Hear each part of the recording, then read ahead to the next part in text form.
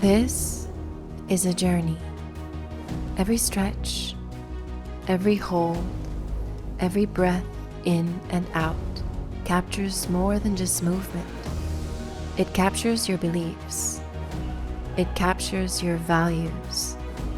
This is your companion. It absorbs every drop of effort and mirrors your commitment. It's not just a yoga mat. It's a reflection of who you are. Jeez Louise! That's a bit much, don't you think? Hey Nancy, what's up? It's only a piece of rubber that you exercise on. It's actually so much more than that. You might not see it right now, but are you willing to hear me out? Sure. Don't I always? In this video, we're going to talk about what to consider before buying a yoga mat, why it matters, and why I think the Manduka Pro is the best mat you'll ever buy. Hang on now, did you just say Manduka? I am not spending more than $100 on a yoga mat. There's a reason lots of people spend the money. Aren't you curious to know why? I am actually. Okay then, let's start with the basics.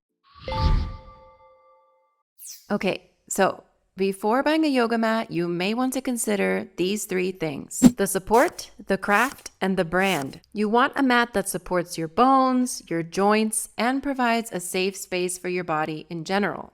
The perfect combination of thickness, texture, grip, and length will depend on your personal preference and the style of yoga you practice. If you practice hot yoga or sweat a lot, go for the textured mat. If your joints are generally sensitive, go for the thicker 6mm mat. But do not use this mat for yoga because it really sucks and you will hate the experience. Most yoga mats are made with toxic materials. Some common chemicals found in yoga mats are 𝒂𝒏𝒅𝒔, phthalates, parabens, PFRs, polypropylene, formaldehyde, benzene, pesticides, herbicides, and fertilizers used in natural fiber mats. We'll get to how that affects you in a minute. Then there's manufacturing. Most yoga mats are made in facilities that release harmful substances into the environment. Sustainability is an afterthought, and you're lucky if the mat lasts 1 year before it starts falling apart. Choosing a mat means choosing a brand whose values align with yours. What is their mission? Are they in it to make a difference or make a profit? Do they strive for sustainability? Do they act with mindfulness and integrity? Look, it's none of my business what these businesses do behind closed doors.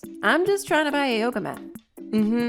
So let's talk about how these brands affect you directly. A mat that is well made and offers high quality support will prevent injuries. It also offers peace of mind because you can enjoy the practice instead of fighting with your mat while you slip and slide all over the place. It's important to consider the materials your mat is made of because you breathe on it, lay on it, and expose your pores to it. Toxins can be inhaled and absorbed through the largest organ in your body, your skin. Lots of these chemicals are known endocrine disruptors. They're linked to neurological disorders, and phthalates in particular can reduce your lifespan. Lastly, the brand you back says a lot about your beliefs and what you value. The essence of yoga goes beyond the individual and considers the well-being of the whole. It's about being mindful of who and what you say yes to with your money. Personally, I think the Manduka Pro is the best mat you will ever buy. I've been teaching yoga for over a decade. I've visited many studios, practiced on many different mats, including Lululemon, Lifeform, Aloe, and many others. It has a 6mm ultra dense cushion with a fabric-like surface for perfect grip,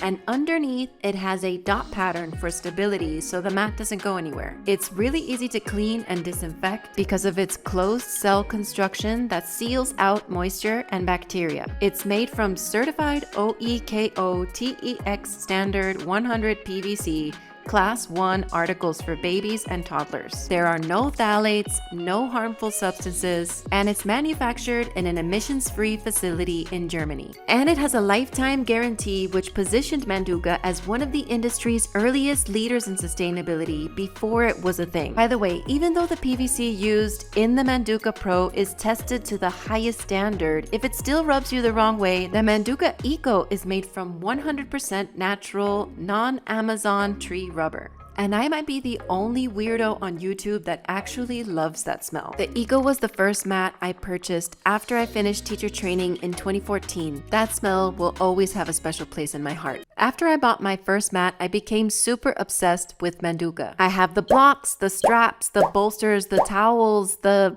blanket. And if you want to know more about those, leave a comment and I might make a video about my experience with those. Manduka was founded in 1997 by Peter Stearius, a yogi, author, and architect. We've only had a couple of exchanges, but he radiates heart-centered human. And recently, I found this article where he says, there's a social and financial responsibility associated with building products that last. And if you invest in quality, the environment will always benefit. Manduka has always been committed to making ethical decisions when it comes to designing and manufacturing quality products. We don't just look at the bottom line. Manduka is so much more than just a yoga mat. It's a community with purpose. Much like Apple or Tesla, there will be people who buy it for the name or status, but there are others who deeply align with the mission, quality, intention, and the heart behind it all. Wow, I never thought about it like that. You see? Those mats are heavy though, right?